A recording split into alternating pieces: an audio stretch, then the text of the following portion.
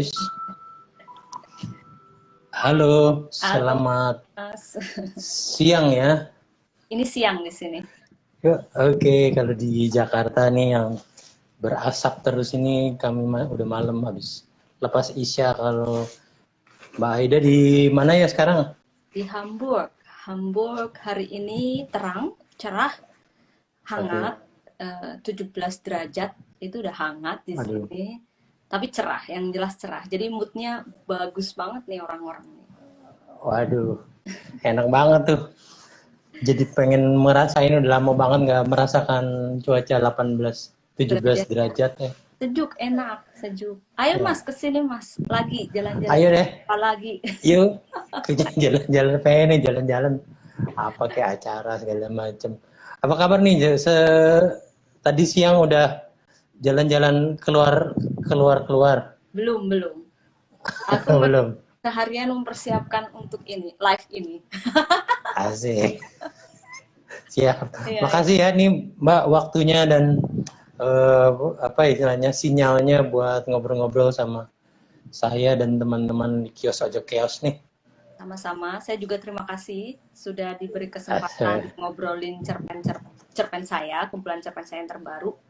Terima kasih pokoknya. Selamat nih ceritanya kumpulan cerpen terbarunya nih kebalik pasti ya udah lah ya kebalik.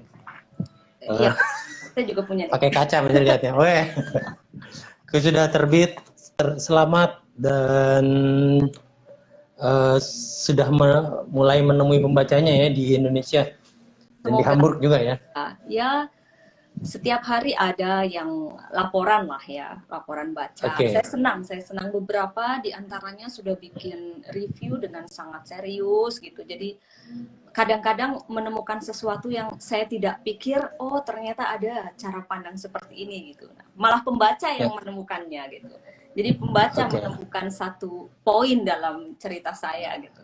Oh menarik. Jadi saya ikuti tuh terus menerus review dari pembaca gitu. siap. Terus apa ya namanya?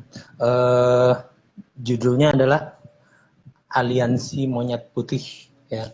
Ya, Dan dan oh izinkan saya baca satu cerpen di cuplikan cerpen. Kalau siap. baca cerpen habis waktu kita. Betul betul. Siap. Aku akan baca judul cerpen yang menjadi judul buku beliau ini, yaitu Aliansi Monyet Putih. Aku baca sedikitnya. Yes. Pernahkah terpikir olehmu mengganti rokok ini dengan yang bisa didapatkan di sini? Mungkin kalau kau mencobanya sekali aja, kau bisa pelan-pelan menyukainya. Kau nggak perlu lagi repot-repot membawanya dari kampungmu. Oh, kalau ini aku nggak mau. Cuma satu ini yang tidak mau kuubah. Selain nikmatnya, aku punya ikatan yang kuat dengan kretek. Kepulan asapnya seperti televisi yang menayangkan kenangan dan peristiwa-peristiwa dalam hidupku. Jangan salah, aku sebetulnya mulai nggak suka baunya, terutama jika menempel di baju-baju kesayanganku. Tapi rasa tidak suka itu nggak sebesar rasa nostalgianya. Kalau semua berubah, yang satu ini aku tak mau mengubahnya. Aku akan bawa kemana aku pergi. Sebagai apapun aku nanti. Volker mengelus bahu Markis dan tersenyum saja mendengar penjelasannya. Kamu tahu Volker, berada di negeri jauh bagi orang-orang kami adalah seperti bermain teater. Kami adalah aktor yang karakternya kami putuskan sendiri. Temanku, seorang muslim memilih melakukan dosa ini dan itu, tapi tidak yang lain. Kalau nggak salah, dia main perempuan dan alkohol. Tapi dia tidak makan babi, tidak mau bertato, tidak memakai perhiasan-perhiasan. Tapi itu pilihan yang tak terukur. Kenikmatan alkohol dan kenikmatan memiliki tato seperti yang nggak berimbang. Itu kan menurut kamu. Siapa bilang harus berimbang? Dia pasti punya alasan sendiri, walau seringkali orang lain pikir itu aneh. Teman lain lagi memilih bersama laki-laki di sini dan punya istri di sana. Intinya di sini kami mengganti diri, bongkar pasang menjadi orang baru. Kami belajar sangat tepat waktu. Kami mulai jadwalkan segalanya dengan ketat dan menghapuskan spontanitas. Kami juga menjadi sangat terus terang dan langsung. Lucunya, seorang teman yang sudah jadi sangat langsung, tiba-tiba tersinggung oleh kelangsungan orang lain. Jadilah mereka satu persatu saling kehilangan teman, tapi tidak juga siap sendiri. Kami menyebutnya sebagai setengah aktor. Kira-kira begitu. Aliansi monyet putih, Keren, keren. kenapa potongnya begitu ya? Dari kumpulan Aliansi Monyet Putih, karya Mbak Ramaida Akma. Begitu, Mbak. Cerita dong tentang yang tadi aja deh, cerita tentang cerpen barusan. Sedikit aja. Jadi bisa nggak cerita tanpa spoiler? Bisa dong. bisa. Bukan. Harus mikir dulu. harus konsen.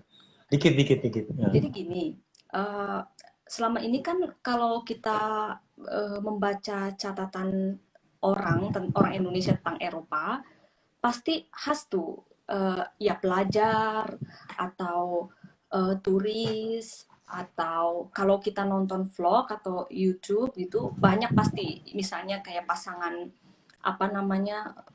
beda ras gitu ya di sana gitu, pasangan mix gitu. Nah, tapi saya mau tuh juga memotret bagian itu gitu dalam cerpen kayak gitu.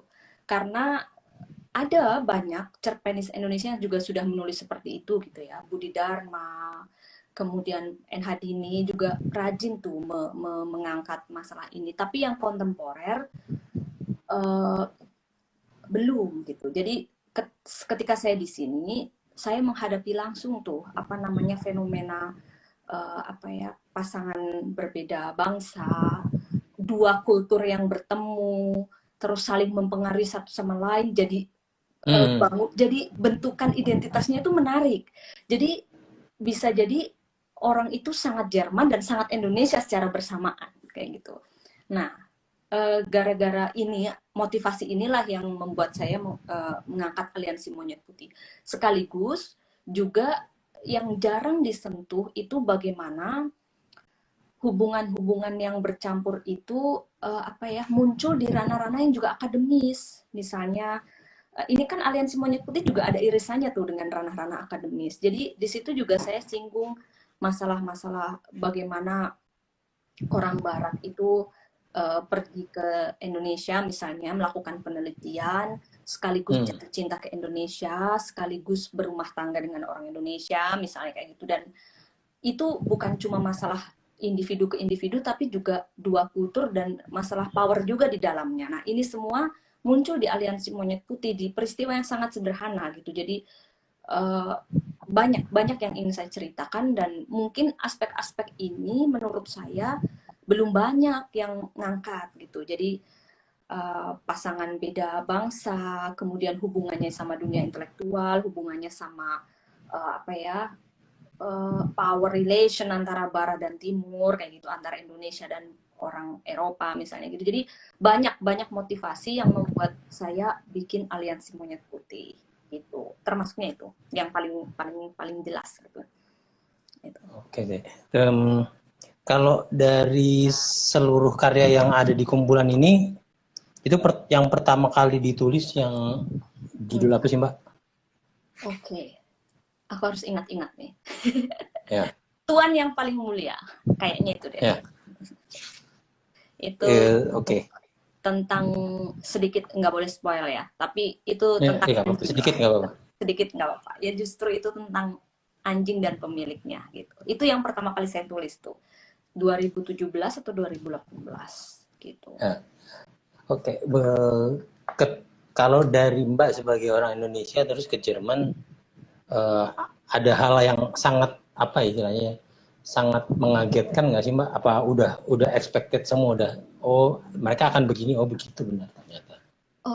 Hampir semuanya mengagetkan Mas Yosi buat saya. Karena sebelum saya kuliah di sini saya punya pengalaman di luar negeri tapi minimal dan tentu saja berbeda. Karena berkunjung sebagai turis itu berbeda dengan berkunjung sebagai pelajar. terus tinggal lama di sana. Saya hampir 7 dan 8 tahun lah total dari bolak-baliknya dari 2014 pertama kali ke sini sampai sekarang. Jadi semuanya itu membawa atau memberikan saya kejutan gitu, dan tidak semua kejutan menyenangkan.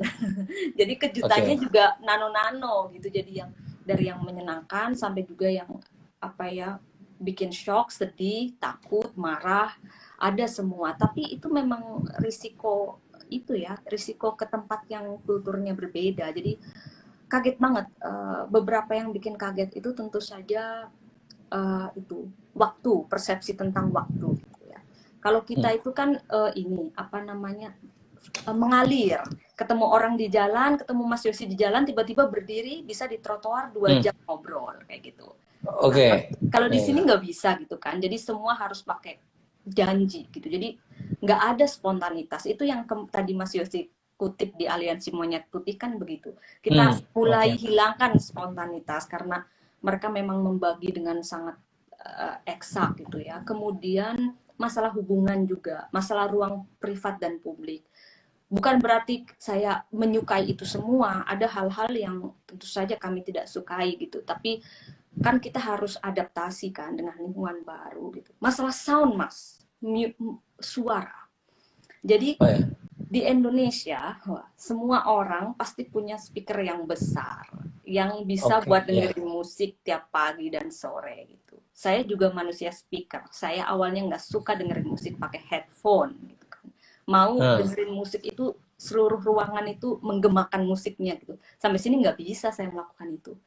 Nah sejak itulah saya harus pakai headphone. Jadi ya itu 1, 2, 3 banyak banget, tapi yang paling kena di saya yaitu masalah waktu, terus perbedaan ruang publik dan privat yang jelas, terus pertemanan juga itu berbeda sekali. Di Indonesia kita bisa punya 1000 teman. Nah di sini kita nggak bisa punya 1000 teman. Teman itu teman baik atau kolega di kampus atau mungkin kenalan doang. Jadi acquaintance. Jadi itu levelnya perbedaannya jelas banget dan sulit ya cari teman. Ya terus ketiga karena saya suka dengerin musik. Nah suara itu bikin saya shock juga. Dan yang keempat aku yakin dialami oleh banyak student juga, rasisme itu juga masih kuat banget gitu. Jadi ya kaget, tapi itu kan memperkaya walaupun marah-marah, misuh-misuh juga di belakangnya gitu, tapi ya gimana lagi. Gitu Mas. Kalau di apartemen sendiri nggak boleh pasang musik Mbak, keras-keras? Boleh. Weekend boleh. Kalau di gitu. Kalau hari weekdays nggak boleh ya? Weekdays nggak boleh. Jadi di sini tuh kalau mau nakal, nakalnya total, tapi nakalnya juga diatur gitu. Jadi kamu nggak boleh nakal Sabtu Minggu gitu kan. Harus boleh party Sabtu Minggu gitu. Selebihnya ya nggak bisa nyetel musik terlalu keras dalam waktu lama gitu. Jadi ya itu berat sih buat Sementara kalau di Jakarta aja ya, kita naik bus gitu ada satu orang, biasanya anak muda yang main game tuh keras banget di bus gitu. Serius? Iya, kan game online banyak banget tuh. Iya betul. Dan makanya kadang-kadang begitu. Wah, terus kalau berarti ini semua satu buku ini menggambarkan pengalaman hidup di sana ya, mengamati, mendengarkan cerita teman begitu ya. Tentu saja, iya. Jadi keterkejutan saya itu saya simpan, sekaligus saya mulai betul-betul menjadi bagian dari mereka. Menurut saya gitu ya, walaupun mungkin nggak pernah bisa jadi bagian dari mereka, tapi semakin dekat dengan mereka di tahun-tahun keempat, kelima, saya mulai bisa mengamati satu persatu dengan ya berbagai macam informasi baru, keterkejutan itu dijalin jadilah cerita-cerita di Aliansi Monyet Putih. Jadi nggak langsung, jadi saya datang terkejut beberapa tahun gitu ya, mulai udah mulai oke, aku terima ini situasi. Nah mulai justru malah apa ya, deep observation-nya itu mulai dari situ gitu. Jadi ini nih, berhubungan langsung dengan mereka, bekerja dengan mereka, berada pada satu ruang bersama mereka, itu langsung memberikan pengalaman-pengalaman pengalaman dan juga tentu saja cerita-cerita dari teman. Cerita cerpen pertama di novel ini tuh berdasarkan kisah nyata. Di kumpulan cerpen ini tuh sebenarnya berdasarkan kisah nyata seorang teman kayak gitu kan. Jadi bukan hanya Indonesia, Mas. Jadi imigran banyak dari Syria, dari student dari Vietnam kayak gitu. Jadi istilahnya itu sebetulnya kayak bisa dianggap kayak miniatur cerita orang-orang dunia yang merantau gitu. Jadi bukan cuma dari Indonesia aja. Iya. Kalau bisa, aku bisa salah tapi bisa salah juga karena memang aku baru baca sekali nih. Tapi sebagian identitas tuh di identitas kebangsaan, identitas ras kayak lebih pasnya. Itu dibeberkan tapi sebagian juga tidak diungkapkan ya Mbak ya? Iya. Memang itu bisa saja saya luput ya. Tapi dalam cerpen itu kan ini cerpen sebenarnya semuanya sudah pernah diterbitkan sebelumnya. Ada dua yang belum diterbitkan dan kalau belum diterbitkan justru saya memiliki keleluasaan tempat gitu. Jadi saya bisa nulis panjang intinya kayak gitulah. Nah, cerpen-cerpen lain yang yang sudah diterbitkan itu diterbitkan di surat kabar. Mas Yosi tahu kalau terbit di surat kabar itu kita harus patuh terhadap aturan kan 1.700 kata maksimal begitu. Nah, efek yang harus exact dengan aturan itu kadang-kadang kalau keterangan tentang asal bangsa itu nggak terlalu relevan dengan ceritanya, saya skip. Jadi saya mau fokus terhadap satu momen di situ gitu. Tapi sebetulnya kalau kita lihat lagi kita baca lagi dari informasi-informasi tidak langsung di situ kita pasti tahu kira-kira ini dari mana gitu. Jadi ya kebutuhan untuk adjust sama itu aja sih. Cerpen yang harus pendek itu jadi kadang-kadang informasi terkait asal tempat itu nggak saya ungkapkan secara langsung gitu. Oke, siap. Mohon maaf nih aku salah sedikit nih buat teman-teman yang nonton misalnya mau nanya beliau silakan diketik di komentar atau di question ya. Question mark. Ini monggo. Aku kebetulan udah lama banget nggak live jadi ini fitur-fiturnya juga agak mengagetkan banyak nih mempermudah. Anyway, oke. Kalau boleh balik lagi ke cerita tadi tuh untuk yang judul-judul yang sudah pernah terbit di media itu plek sama atau ada perbedaan dengan yang di buku? Maksudnya apakah ada dipanjangin dikit atau gimana? Enggak, kebetulan sama. Oke, siap. Oke deh. Terus apa lagi ya? Bagaimana kalau sekarang Mbak Aida nih yang baca nih? Oke. Aku baca apa ya? Gini, karena tadi Mas Yosi kan udah baca nih bagian yang topiknya sangat imigran gitu ya, topik merantau. Siap. Ini, nah saya sekarang mau baca yang agak sendu-sendu cinta aja deh gitu. Ini diambil dari Peniup Harmonika. Saya ini salah Peniup Harmonika kayaknya di halaman 26. Itu bagian terakhir. Oke. Pertunjukan jadi biar, itu terlaksana. Nggak, maksudnya biar mungkin teman-teman yang punya lagi pegang bukunya bisa ikut membaca. Jadi benar dengan nomor apa? Halaman 26 ya, mau 6 sampai 27. Silakan, Mbak. Bagian A. Ya. Pertunjukan itu terlaksana, tentu saja. Anggaplah itu pertunjukan seni paling seni karena orang akan sulit mendeskripsikan apalagi menilai. Puisi itu tentang perempuan buta yang dibacakan oleh anak ingusan ganteng pujaan remaja dan diiringi komposisi ikonik rasa gurun dan udara Sisilia yang diubah jadi thrash metal. Kompleksitas itu tentu saja memuaskannya. Aku tahu betul, di sela-sela hentakan musik itu, mata penyair Tupai dan temanku seperti hendak saling menelan. Tapi, entah mengapa aku yang merasa diperkosa. Tak sampai sebulan setelah pertunjukan, dia menelponku lagi. Pemuda itu sudah pergi. Dia bilang padaku, sekarang dia tidak bisa membayangkanku lagi. Aku yang sebelumnya Dewi dalam imajinasi, sekarang menjadi orang asing.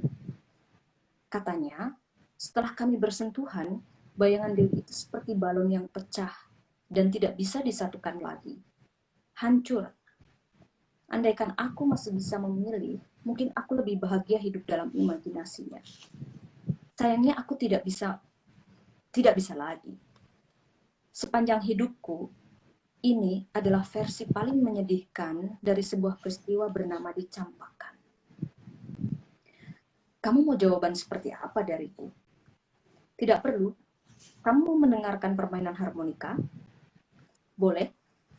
Dan dia memainkan versi singkat dari Nature Boy-nya Nat King Cole dengan sedikit terbata-bata di bagian akhir. Sudah ya, katanya sambil menghentikan permainan harmonika tiba-tiba sebelum kemudian menutup telepon. Lalu dia menghilang lagi. Sudah pasti. Udah Mas, 2020. Terima kasih Mbak. Kalau peniup harmonika tuh secara umum apa sih Mbak? Tentang apa? Jadi misalnya Mbak jualan cerpen ini kepada orang yang belum pernah baca gitu.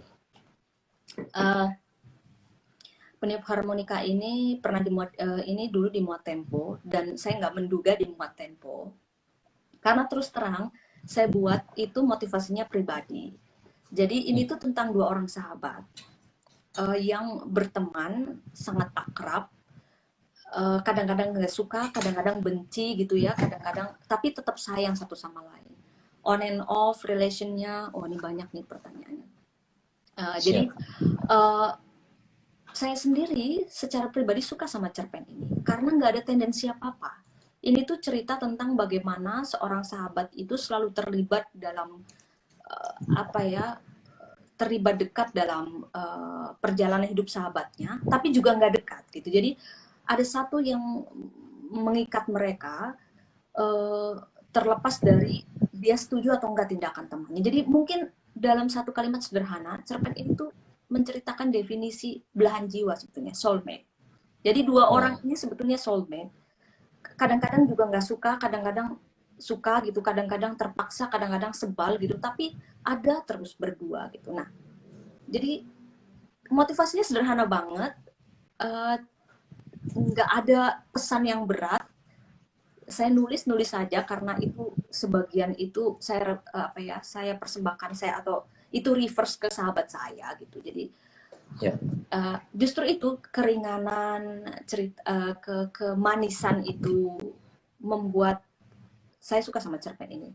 Dan ternyata dimuat juga, saya juga kaget gitu. Oh, saya pikir harus selalu ada muatan sosial atau selalu ada ide yang besar di baliknya. Ternyata enggak. Ini ya tuh definisi soulmate gitu di cerpen ini. Bukan friendzone ya Mbak? Bukan friendzone. Itu definisi baru anak zaman sekarang. Saya nggak kenal itu, jadi saya tetap pakai soulmate aja. Itu lebih bagus. Soulmate ya. Oke. Kalau friendzone tuh yang satu naksir, tapi yang satu nggak mengiyakan gitu.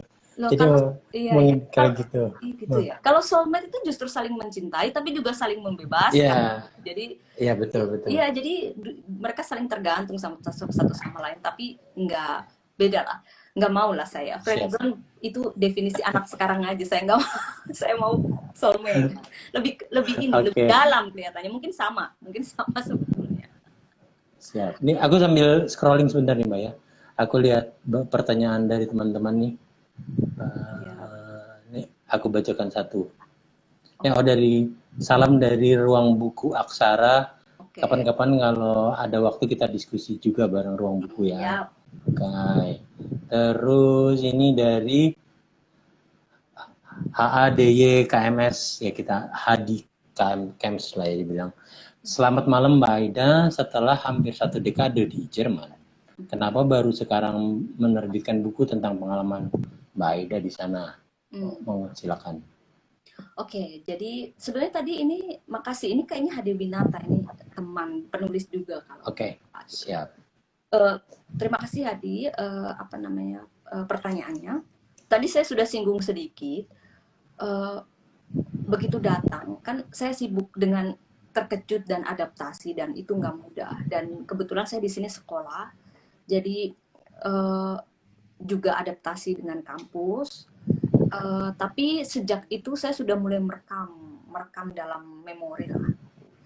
Tapi itu belum apa ya, belum waktunya bagi saya untuk menuliskan. Saya pribadi kalau menuliskan sesuatu itu butuh jarak, butuh lama untuk mengendapkan, apa ya, menghayati gitu. Mungkin sekarang saatnya saya menghayatinya gitu. Jadi setelah hampir 3-4 tahun gitu, baru saya punya jarak, saya punya kesimpulan sedikit, saya punya perspektif untuk bisa menceritakan orang Jerman atau menceritakan apa ya, kehidupan kita di rantau gitu, di kumpulan cerpen ini. Dan ini bukan hanya terjadi di kumpulan ini, di novel-novel saya yang terdahulu selalu begitu gitu. Saya menulis Jatisaba justru ketika saya sudah tidak di Jatisaba, ketika sudah 10 tahun setelahnya gitu, karena ada memori, terus ada perspektif yang saya dapat gitu.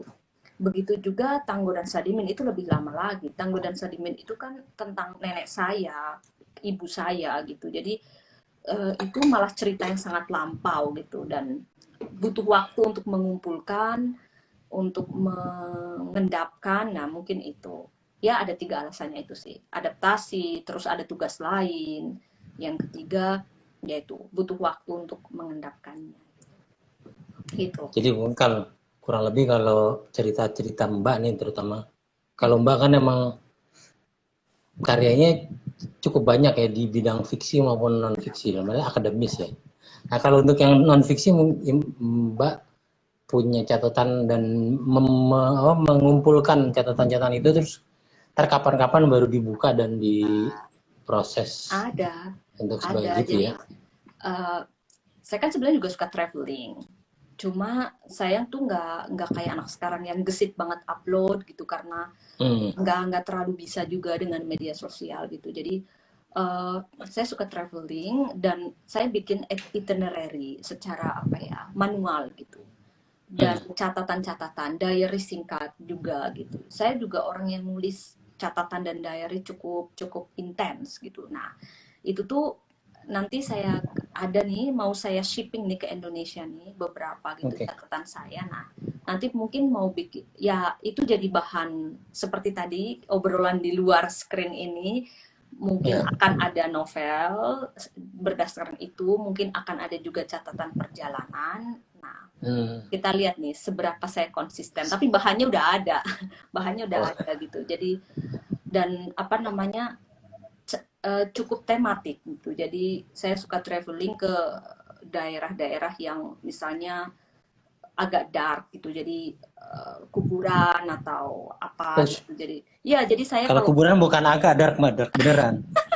bukan agak dark gitu, dark ya. Bukan tapi agak gitu, dark gitu. Itu dark tourism ya gitu. Tapi di Eropa kan indah gitu. Misalnya saya ke Poland, saya pergi ke Auschwitz gitu kan. Kadang-kadang orang sendiri, ngapain kamu pergi ke sana? Loh ya, itu hal yang penting gitu, kita harus ke sana gitu. Ya kayak gitulah. Ada banyak banget catatannya, dan kadang-kadang cuma di handphone, kadang-kadang saya tulis gitu. Bahkan ketika sakit, saya juga bikin diary sakit gitu. Jadi ada banyak apa ya, catatan, tapi nunggu waktunya gitu untuk apa ya, diwujudkan. Travel mungkin catatan perjalanan ya gitu. Siapa tahu bisa ngikut jejaknya itu Mas Agustinus atau Mbak Trinity gitu misalnya. Kalau misalnya kalau Auschwitz itu kan emang apa istilahnya ya, sangat terkenal dengan sejarah per-Nazi itu ya. Nah, kalau misalnya di Paris lah ya, atau kita ziarah ke makamnya Victor Hugo atau siapa gitu, orang-orang terkenal. Tadi kalau Mbak ceritakan itu, apakah ke makam-makam tanda kutip terkenal, apa makam ya sembarang makam aja gitu? Saya waktu di Paris pergi ke makamnya Emile Zola. Nah, tapi saya pengen pergi ke makamnya Oscar Wilde, tapi ternyata itu beda makam. Dan saya nggak punya waktu gitu. Jadi jangan dikira juga traveling saya itu yang kayak indah, nikmat, enak gitu ya. Enggak. Saya di Poland 1 minggu itu naik bis. 2 hari terakhir tidurnya di bis, di pantai. Wah, kayak gitu. Nah, ini bocoran sedikit nih, tidur di pantai gitu. Karena selain mau apa budgetnya diketatkan, juga waktu gitu, teman kerja dan sebagainya. Jadi, wah itu sembuh dari capeknya sebulan sebulan setelahnya gitu. Iya, jadi itu termasuk ke Paris. Jadi saya pergi ke beberapa makam. Kalau nggak salah Emile Zola itu di Montmartre. Aku nggak ngerti ngomongnya Montmartre atau cara Montmartre ya itu tadi. Cara mengucapkan. Cara menyebutkan. Ternyata yang bagus-bagus justru yang di arah berbeda gitu. Saya nggak sempat ke situ. Iya. Ya. Oke, itu bagian dari kesenangan pribadi aja gitu. Oke. Terus ini ada satu pertanyaan lagi tadi, coba saya lihat. Sebentar.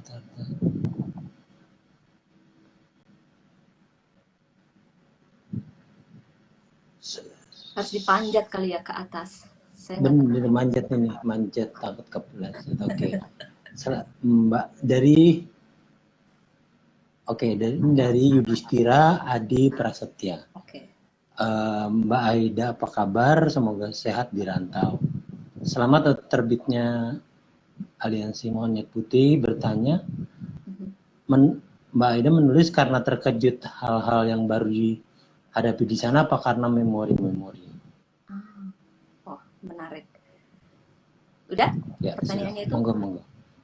Mas Yudis itu kakak kelas saya nih. Terima kasih Mas Yudis. Kakak kelas saya di UGM. Lama nggak jumpa. Terima kasih sudah ikut mendengarkan dan nonton. Pasti gabungan, Mas. Jadi nggak mungkin hanya keterkejutan ya. Selalu ada, pasti ketika kita memberikan komentar terhadap satu peristiwa yang kita lihat, itu pasti ada juga keyakinan kita sama memori kita di belakangnya gitu. Nah, ada misalnya di Aliansi Monyet Putih kan juga tetap ada perspektif orang Indonesianya ya. Kemudian di peniup harmonika itu juga sebetulnya bukan tentang di sini gitu. Kemudian kerinduan di cerpen-cerpen lelaki yang melempar koin, kemudian apa sih itu bulan lemon itu semua ada, selalu nostalgia ke rumah. Nah, dorongannya itu pasti dari memori.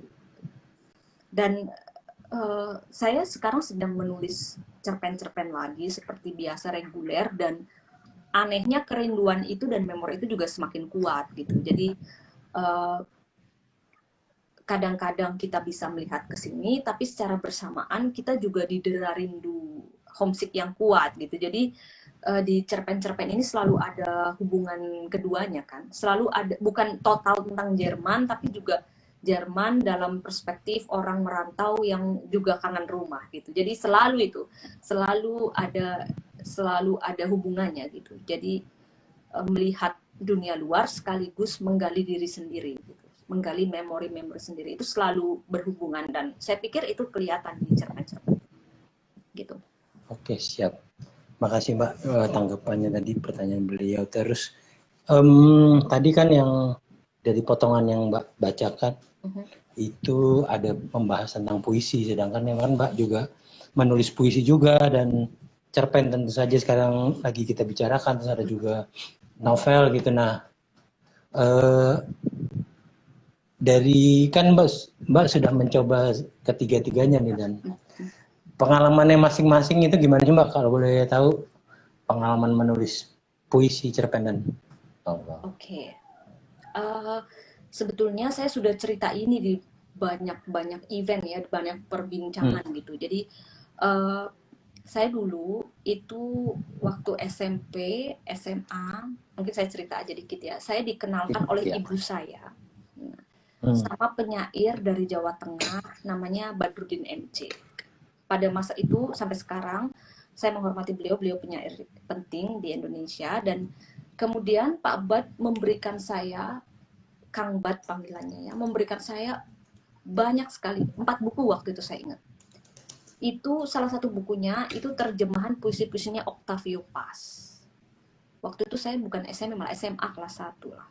Bayangkan ya, saya dikasih bukunya Octavio Paz gitu. Wah, apa ini? Oke.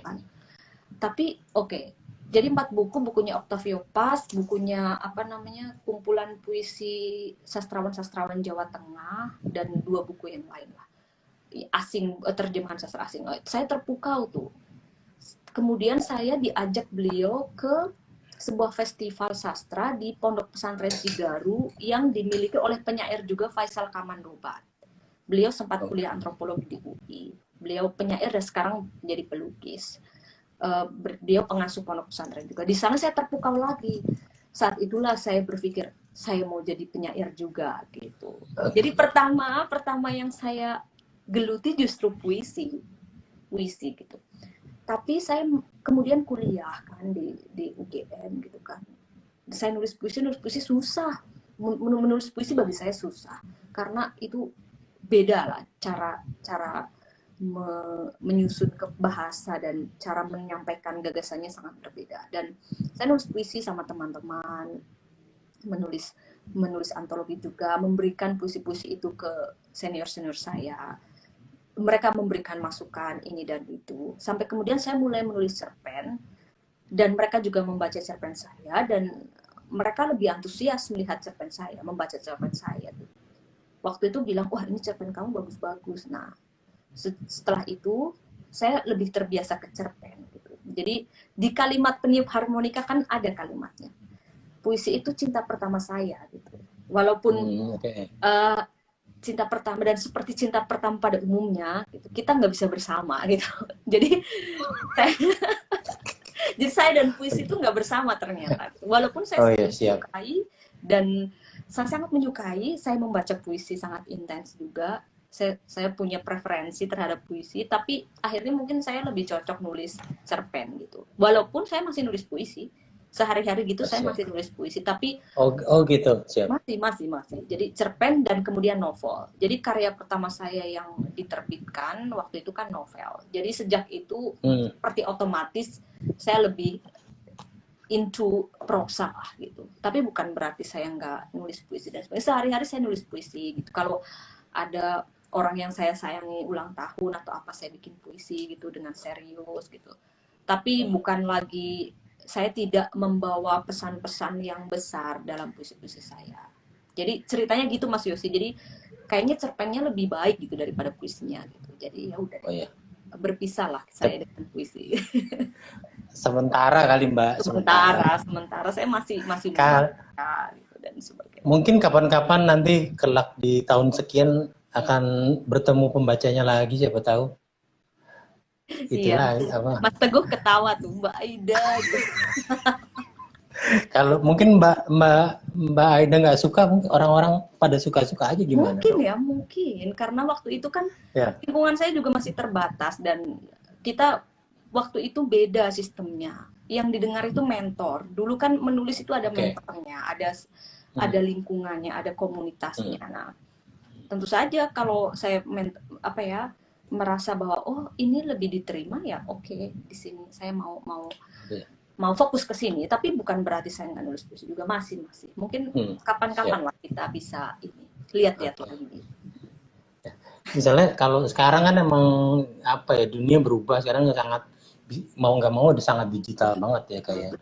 Kalau saat ini, kalau menurut Mbak ya, buat ya teman-teman yang lahir belakangan gitu ya, yang menulis belakangan gitu, menulis tuh masih perlu berkomunitas nggak sih Mbak? Belajar menulis, menurut Mbak gimana? Tentu saja. Sekarang masih harus, tapi komunitasnya kan bukan lagi komunitas tradisional yang berbasis fisikal geografis seperti dulu gitu. Sekarang komunitasnya ganti virtual, jadi seperti ini nih. Kemudian mereka saya kenal satu komunitas yang berbasis WhatsApp gitu. Jadi diskusinya lewat WhatsApp. Ada yang berbasis pertemuan rutin virtual seperti Zoom dan sebagainya. Seperti ini IG Live. Dan yang menarik juga, sekarang penulis-penulis itu juga melalui media sosial bisa berinteraksi langsung dengan pembacanya, demikian juga pembacanya bisa memberikan kritik langsung atau memberikan gagasan langsung kepada penulisnya. Dan menurut saya interaksi ini justru yang menentukan karya itu eksisnya seberapa, penulis itu pengaruhnya seberapa gitu. Saya mulai merasakan itu sekarang. Bukan berarti komunitas yang berbasis tempat tertentu itu nggak ada lagi, masih, cuma itu kayak amplifying gitu, jadi diluaskan gitu, dikembangkan melalui media sosial. Jadi bagi saya memang perlu, mungkin komunitas ganti bentuknya sekarang, followers atau yaitu teman live bareng gitu. Jadi masih tapi cuma medianya yang berubah gitu, medianya berubah. Tapi memang saya pribadi mungkin bagian dari orang gua gitu ya, jadi kadang-kadang muncul orang kan gua orang muncul kadang-kadang masuk gitu, jadi nggak konsisten gitu. Jadi ya itu mungkin ya, tapi saya melihatnya masih butuh komunitas itu yang nanti malah apa ya, membawa karya kita sampai sejauh mana gitu. Ya, menurutku sih gitu, Mas. Ya, kebetulan kan sebelumnya kita ngobrol-ngobrol sedikit ya Mbak, ini sebentar lagi mau ujian disertasi ya Mbak ya. Iya nih. Dan emang ya. Semoga cepat lancar terus deh, ini kita doakan bersama-sama penonton kios nih. Dan itu tentang travel writing ya, orang Indonesia ya. Betul. Ya. Dan berarti satu topik ini Mbak bisa apa istilahnya ya, bisa olah sebagai karya akademis maupun karya fiksi gitu ya. Betul. Jadi profesorku aja pernah nanya, gimana kamu nih penulis juga, kadang pasti juga kamu nulis ada bau-bau travelnya, terus kemudian meneliti juga ini untung atau enggak kayak gitu kan buat studi kamu. Dan tentu saja kalau mau menguntungkan bisa menguntungkan dua-duanya, merugikan juga bisa merugikan dua-duanya, itu tergantung cara melihat. Tapi menurut saya ilmu yang saya dapatkan di tempat kuliah itu membangkitkan kesadaran terhadap apa yang saya tulis, apa yang saya lakukan kayak gitu. Jadi bedanya orang yang tahu dan tidak tahu kan besar kayak gitu. Jadi saya misalnya ini nih melakukan perjalanan terus foto-foto doang kayak gitu. Nah, saya ngetawain diri saya sendiri nih, karena di tempat di kuliah tuh kan ada teori yang foto stop. Jadi kamu sekarang nggak penting tempatnya, tapi yang penting foto. Bahkan lebih ekstrim lagi, karena cuma 1 jam nih waktu kita di sini, udah semuanya difoto, nanti keterangannya cari aja di internet gitu. Itu apa gitu? Itu apa, cari aja di internet. Sampai se-ekstrim itu ada. Tentu saja saya nggak melakukan itu ya karena capek gitu, nggak mungkin lah melakukan itu. Tapi itu kan saya dapat dari tempat kuliah gitu, teori-teori itu, bagaimana sebetulnya kita itu kalau bepergian selalu membawa rumah. Ada istilahnya itu bringing home everywhere. Jadi pergi ke manapun nyarinya toko Indonesia, restoran Indonesia, makannya restoran Indonesia, ketemunya sama orang Indonesia, membangun lingkungan seperti pokoknya satu RT atau komunitas dipindah semua ke situ gitu. Jadi makan makanan Indonesia lagi gitu. Jadi itu pun saya dapatkan di tempat kuliah, dan itu membuat saya lebih refleksi dirinya jadi lebih besar, bukan dalam arti saya nggak boleh ini atau nggak boleh itu, enggak, tapi ini yang nggak, ini ambiguitasnya di sini gitu. Oh, ini nih tempatnya orang jadi inferior di sini. Jadi sangat jadi intens banget rasanya gitu. Wah, ini nih aku kayak turis emak-emak itu tuh, misalnya ke Paris, ke Champs-Élysées atau bacanya apa tuh. Jadi ketemu itu di LV, ngantri panjang banget, orang Indonesia semua gitu kan. Wah, mau juga ngantri di situ, tapi wah, lihat dulu uangnya gitu kan. Misalnya kayak itu tuh saya dapat di kuliah, daya kritisnya itu, tapi juga saya merasakan menjadi part dari itu gitu. Jadi itu membuat saya lebih sadar posisi. Menurut saya gitu ya, lebih oh ini nih gitu. Nggak menolak, nggak juga mengkritik begitu tajam karena kita juga bagian dari mereka. Saya di sini juga kalau nggak ketemu orang Indonesia stres, maunya kumpul sama orang Indonesia karena capek kan ngomong sama orang asing kan bahasanya harus ganti terus. Jadi Ya, capek gitu. Jadi memang kadang-kadang memang harus membawa rumah kemana-mana supaya kita rasa aman kayak gitu kan. Jadi itu fungsinya gitu dan sebaliknya juga yang saya alami sehari-hari itu bisa mendukung data-data saya sebetulnya. Jadi kalau penelitian di kuliah kan kita harus punya hipotesis awal. Jadi ya, kalau kita memang bagian dari yang kita teliti, hipotesisnya kan bisa lebih kuat karena ya. datanya banyak di sekitar kita gitu. Pengalamannya, sumbernya juga banyak. Gitu aja sih Mas. Jadi kebetulan banget dan ini juga strategis karena saya meneliti sesuatu yang saya suka gitu. Jadi dari dulu selalu saya tekankan kalau melakukan sesuatu yang disuka itu menyenangkan gitu. Jadi Siap. itu apa namanya alasan yang lain. Menurutku gitu sih. Ya. Contoh apa membawa rumah kemana-mana itu paling sederhana orang ya. Orang Indo kalau ke luar negeri itu selalu bawa sebotol sambal kali ini. Betul. Entah mau atau enggak teman-teman di luar negeri menitip sambal, bawain aku sambal merek ini gitu ya. Rice cooker. Temanku ada yang Rice beli rice cooker. cooker kecil gitu kemana-mana gitu. Jadi itu bukan bagus atau enggak, itu tuh cuma Iya, itu memang kulturnya begitu. Jadi tercipta kultur baru gitu kan. Padahal iya, sebenarnya bikin sambal di sini juga bisa gitu. Cuma memang iya. effortnya agak sulit. Tapi itu benar, Agak benar, benar, benar. rasanya nggak tajam. Atau ini Mbak, sambal terasi yang sasetan itu loh Mas. Jadi even oh makan iya iya, koran nanti buka sendiri, dikasih sendiri tuh. Ini kurang nampol gitu. Nah, kurang nampol ya Mbak.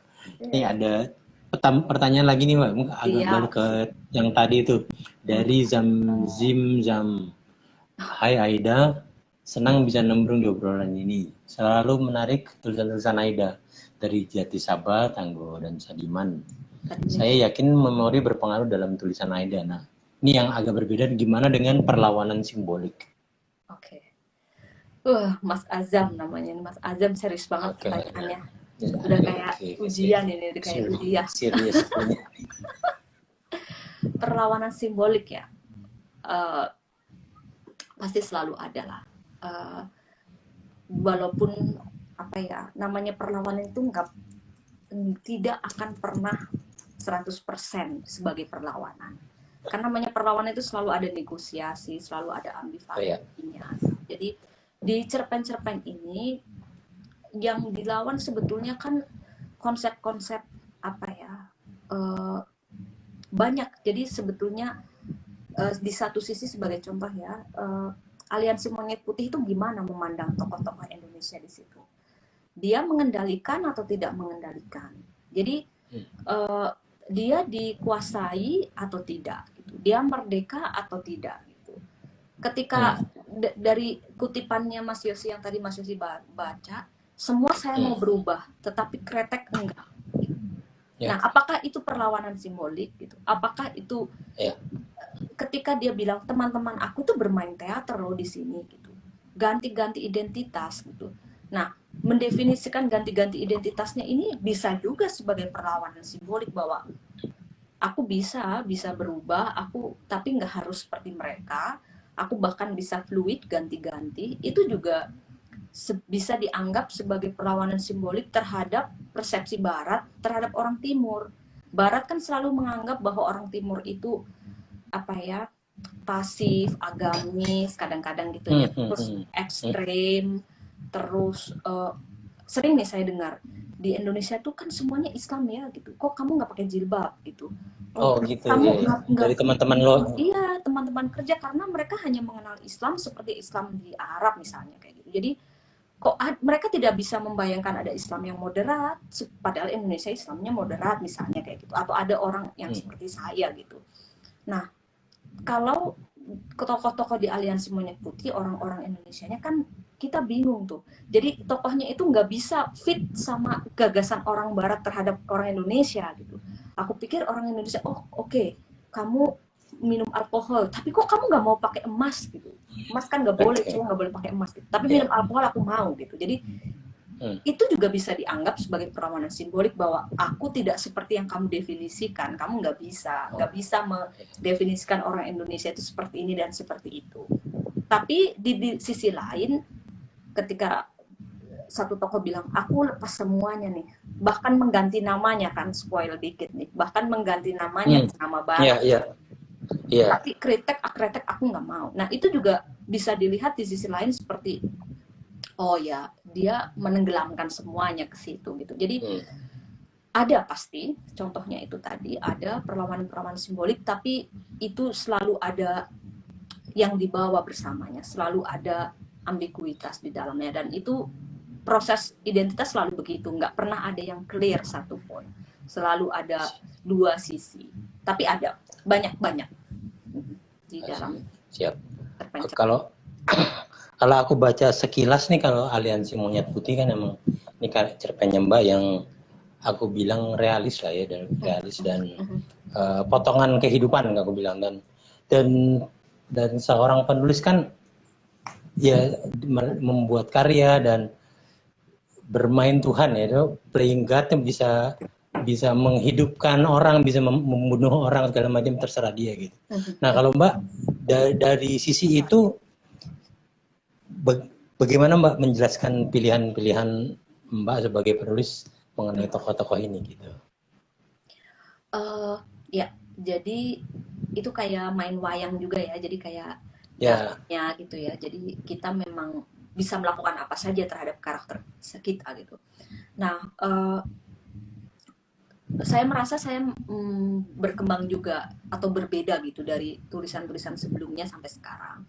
Dulu saya suka menyiksa karakter saya kadang-kadang gitu, jadi sadis gitu kan. Di cerpen-cerpen awal Mas Teguh baca pasti, yang Lekingan Viola Desingan Peluru itu, aduh karakternya kasihan gitu, karena saya mau ending yang klimaks yang ekstrem, yang ya kalau menderita banget gitu.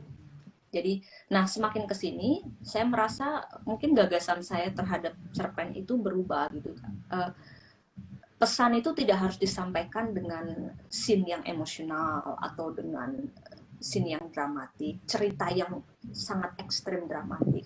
Justru bisa lewat sehari-hari yang sangat subtle, yang sangat subtil gitu, yang kita baca ini sebetulnya ada ceritanya enggak gitu. Kadang-kadang orang sampai ini ceritanya apa gitu. Oh, di Aliansi Monyet Putih kan cuma orang yang mau melakukan perjalanan untuk perpisahan gitu, acara seminar gitu kan.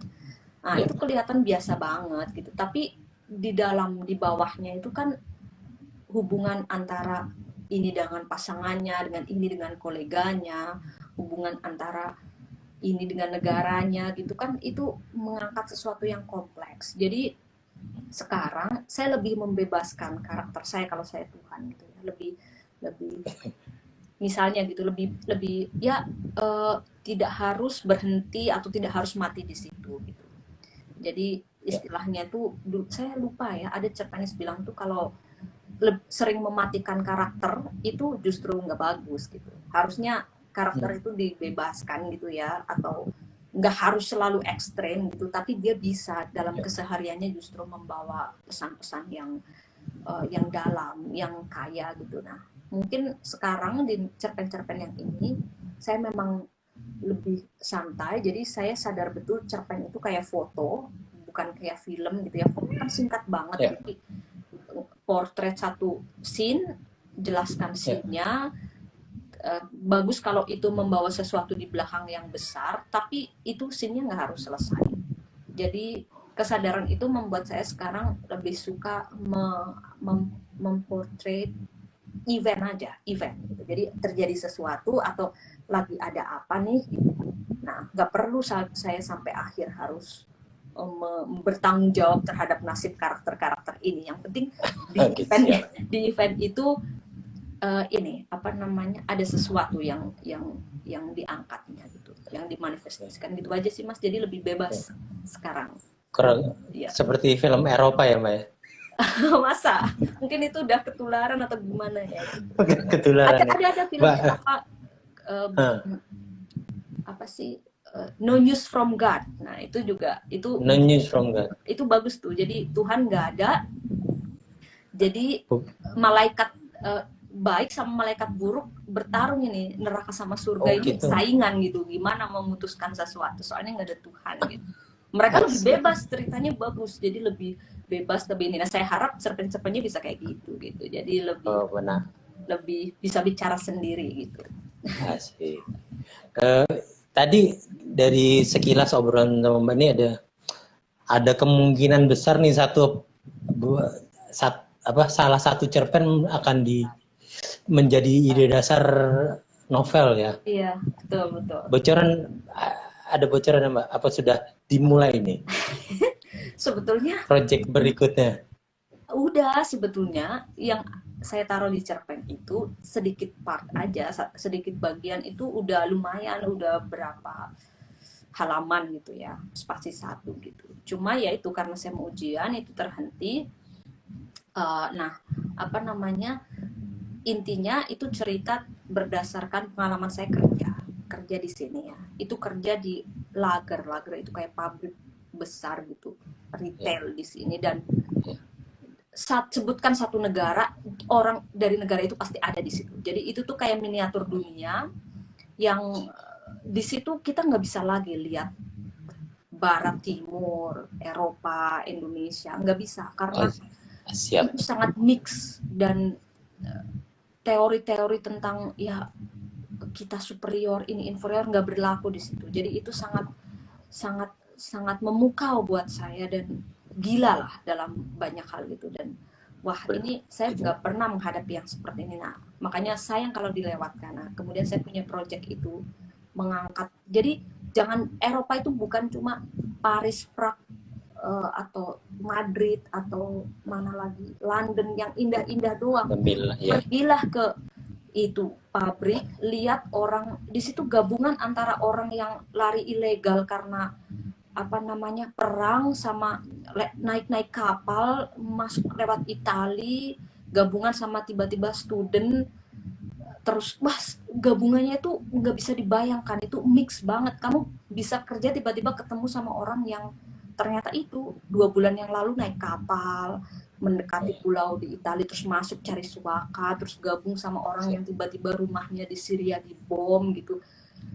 Jadi itu tuh nggak bisa dibayangkan. Jadi nggak ada kesempatan seperti itu. Kalaupun pergi ke Eropa dan piknik, nggak akan menemukan wajah yang seperti itu gitu. Nah, makanya saya Mbak, punten banget nih Mbak, ini takutnya kita terputus di tengah jalan nih. Nanti kita waktunya udah nggak apa-apa. Kalau boleh kita putus sebentar, nanti kita lanjutkan tambah 5 menit, boleh nggak Mbak? Boleh dong. Aku boleh ya? Ngomong ya. Oh, enggak dong, kan memang mau dengerin Mbak ngomong. Siap. Oh, ini memang cuma satu jam doang ya? Oke, takutnya 1 jam doang. Nanti kita takutnya kepotong, jadi kita off sebentar ya. Iya, nanti invite lagi aja. Ya. Invite lagi ya. Oke teman-teman, sebenarnya kita off sebentar. Nanti kita lanjutkan dalam beberapa detik. Terima kasih teman-teman. Sebentar ya, kita lanjutkan. Ya, boleh lanjut. Begitu. Ya itu Mas, tapi itu udah memang begitu ceritanya. Jadi itu sisi lain yang sangat ekstrem, yang juga efek dari, kan sekarang mobilitas tinggi banget ya, bukan serta-merta karena tiket murah dan visa mudah, itu bukan cuma itu, tapi apa ya ceritanya, juga perang, kemudian imigran banyak. Gitu. Bukan cuma perang juga, tapi beberapa negara kolaps dan berpindah gitu, cari suaka. Jadi wajah dunia global sekarang juga begitu gitu. Jadi diramalkan Jerman dalam 20-30 tahun ke depan itu yang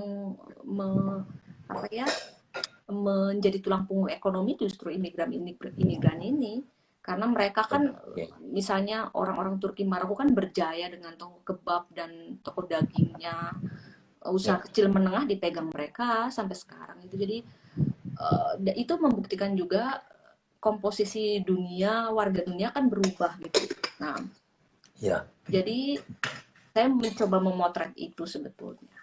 Ya semoga aja bisa gitu. Semoga aja istiqomah gitu.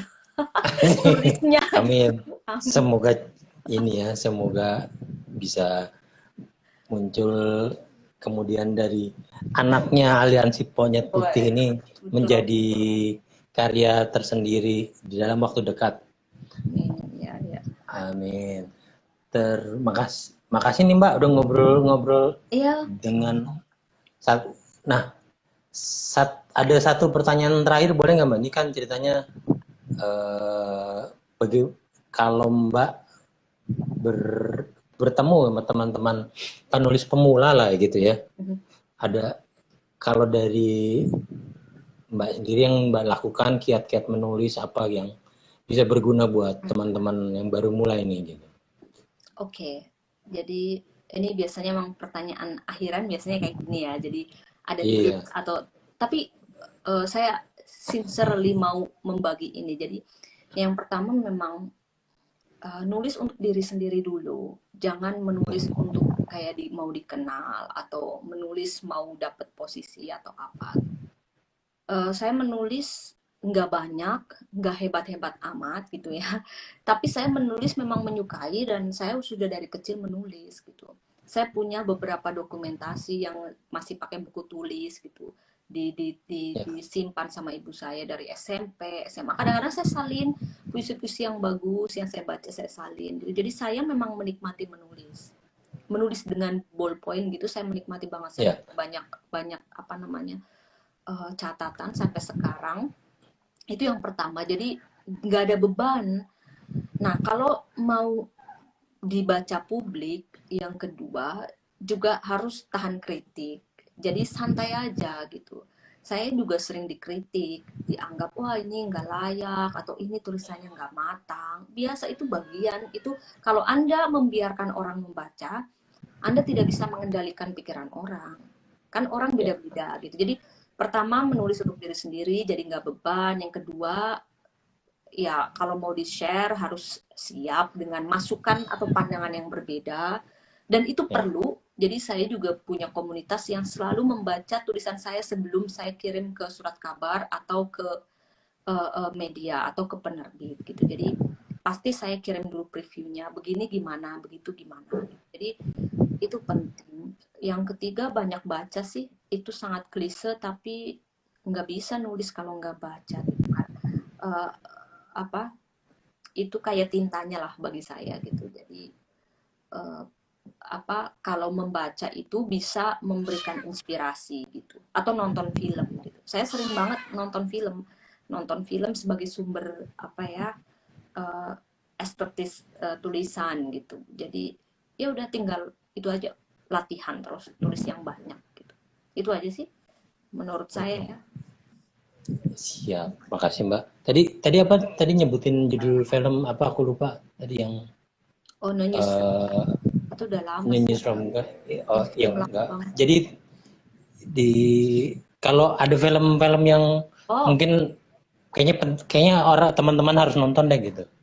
yang terbaru dong Drive My Car itu Drive dari My Car. Oh, itu Kans yang itu yang diambil dari Haruki Haruki itu. Murakami. Iya. Tapi harus Ya, tahan tuh 3 jam.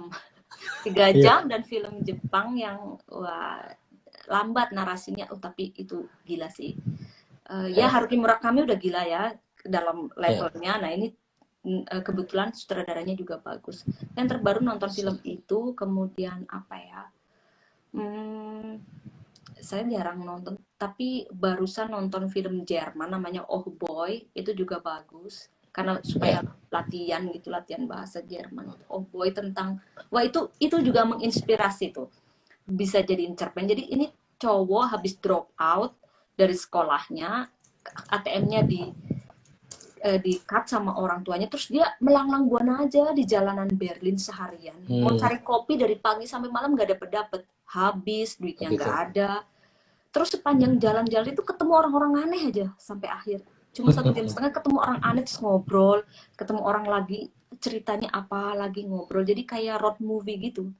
Tapi cuma sekedar putar-putar Berlin. Wah, itu menarik juga. Itu kan udah sering jadi, iya, itu udah sering jadi cerita apa ya, point of view banyak cerita kan, yang jalan terus ketemu orang, jalan ketemu orang bijaksana terus ngasih masukan. Itu bagus juga sih. Itu aja Mas yang baru aku tonton terakhir, yang lain-lain lupa. Tapi terdekat sih. Siap.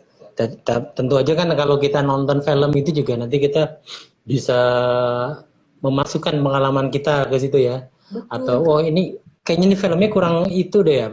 Kalau gue masukin dengan gaya begini gimana? Jadi kayak sumber apa ya? Sumber eksperimentasi kali ya.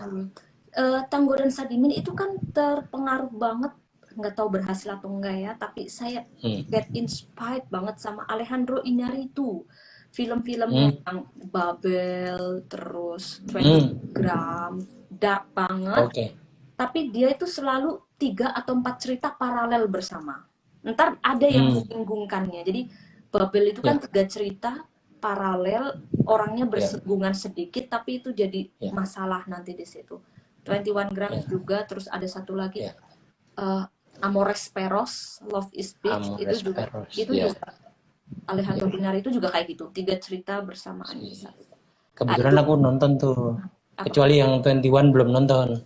Babel sama Amores Perros keren ya, aku nonton. Revenant juga kan, The Revenant itu ini ya, yang baru ya, itu Tom Hardy sama siapa, Leonardo kan, bukan Leonardo ya betul iya. Itu aku belum nonton itu waktu menurutku sudah nggak Iñárritu banget itu, karena aku lebih suka karya yang dulu yang Amerika Latin dan Meksiko atau Amerika Latin gitu ya, yang sangat sedih lah sebetulnya.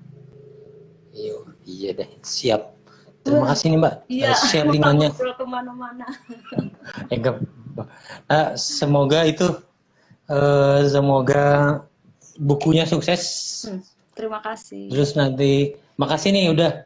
Sementara itu saya diberi kesempatan ngobrol dalam tanda kutip pertama kali tentang buku ini. Ya, dan Mas Yusi, aku juga menunggu karya Mas Yusi berikutnya. Aku tunggu nih puisi-puisinya. Ya, aku sendiri menunggu nih. Oke deh, Pak.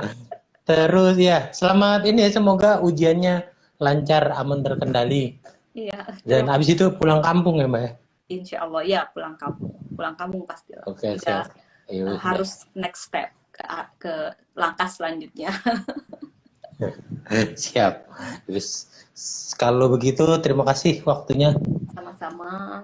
Sampai jumpa lagi segera ya Mbak. Iya, Mas Yosi, terima kasih juga teman-teman yang sudah stay sampai akhir.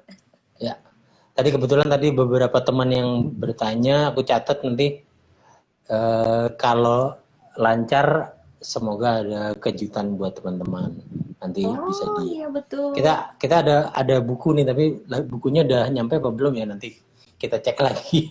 Nanti bisa teman-teman yang beruntung akan mendapatkan buku Mbak Ramaida yang terakhir. Jualannya udah kayak di TV ya? Iya betul. Thank you Mbak. Sampai jumpa. Terima Terima kasih teman-teman yang sudah nonton. Ya, sampai jumpa lagi.